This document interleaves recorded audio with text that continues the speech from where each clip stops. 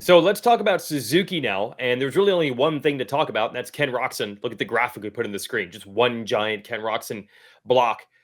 Shane McElrath actually will be back with the team. He did ride for them as a fill-in, and he'll be back again. We're here as another 450 rider in 2024. And Kyle Chisholm stays with the team. It's kind of both racer and helping develop the motorcycle.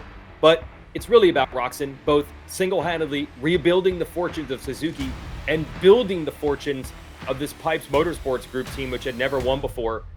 Unbelievable now that any race Roczen shows up for, there aren't even questions anymore. He's right back to where he used to be. He could win anything at any time. Yeah, and it just feels very different than it did a year ago. We were hearing he was putting a Suzuki program together, and we weren't sure. Just the timing felt weird. He was going to be very late no matter what, and testing was going to be behind. That typically doesn't lead to good results. And I thought that's the way it looked in January. He did not look like the Ken Roczen that I'm used to watching. The flowing, always comfortable, just redefining physics, the way things that happen on a motorcycle. He just looked uncomfortable.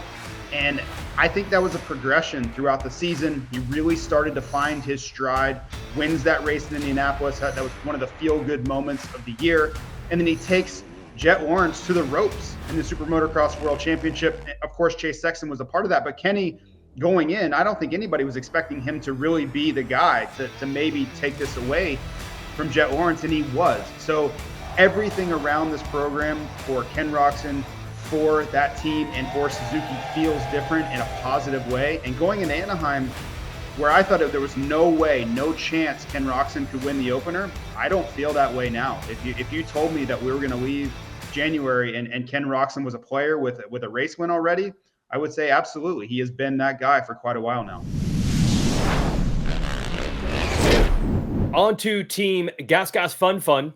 The Troy Lee Designs Red Bull GASGAS team. What they have done is picked up Ryder DiFrancesco, longtime Kawasaki prospect. Kawasaki was done with him. I guess they don't think he has it. And GASGAS more than happy to snap up a rider who has some real talent. I know it wasn't Hayden Deegan level as a rookie. He hasn't raced Supercross yet. But we all know there's some ability there with Ryder D. Yeah, it's great to see him get another shot at this. And kudos on that video. That was phenomenally well done. They set the bar for new team additions there. But yeah, we'll see what a new year brings for Ryder. Sometimes change is for the best. You know, he's been with Team Green and then Monster Energy Pro Circuit Kawasaki for his entire career. So changing motorcycles, changing chassis, changing people around him, all of that might be for the positive. And yeah, just kind of rekindle. And also it can be just a wake-up call. It's like, hey, he's had incredible situations in his entire career, going back from amateur and now early years as a pro. Sometimes it can be a wake-up call. Is, hey, we have to start performing or things are going to get much more difficult. That's true. It's a slap in the face when your old team says, nah, we're good. And Pierce Brown might be in that same situation for this team. He's been there a while, still waiting for the breakout ride, that first win. Maybe that comes in 2024. Looking at the 450 class for the team, no changes. And why would you make changes? If you think back to Monster Energy Supercross in 23, there were multiple nights where Justin Barcia might have been the fastest rider of all. I don't know if I've ever said that about Justin Barcia. Maybe in his rookie year, which is a decade ago. If he can find that magic again, JT, let's not forget how awesome Barcia was before he got hurt at Nashville. Yeah, he was really riding well, and to see him get injured at the finale, he had such a tough time getting healthy and getting back to form, and he found it.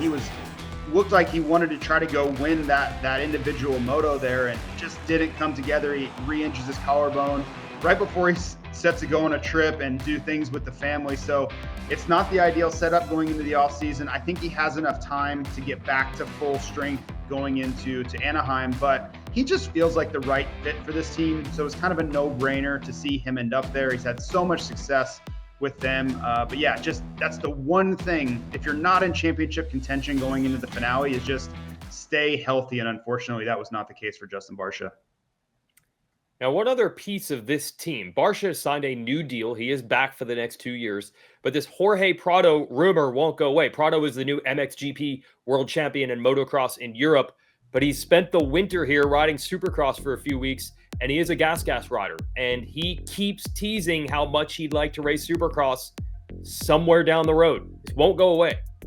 I think he's wanted to come stateside for a very long time. And I think the one caveat that kept him from doing that was that elusive MXGP World Championship. He wanted to win that. And I think he felt that if he left without accomplishing that, someone would always hold that over his head. So he won that. He accomplished that goal in 2023, and that opens the door. Now no one can say anything. He accomplished everything that he set out to do. And you look at him, how much fun he was having riding Supercross, taking in all the sights in America. I think he's coming. I really do.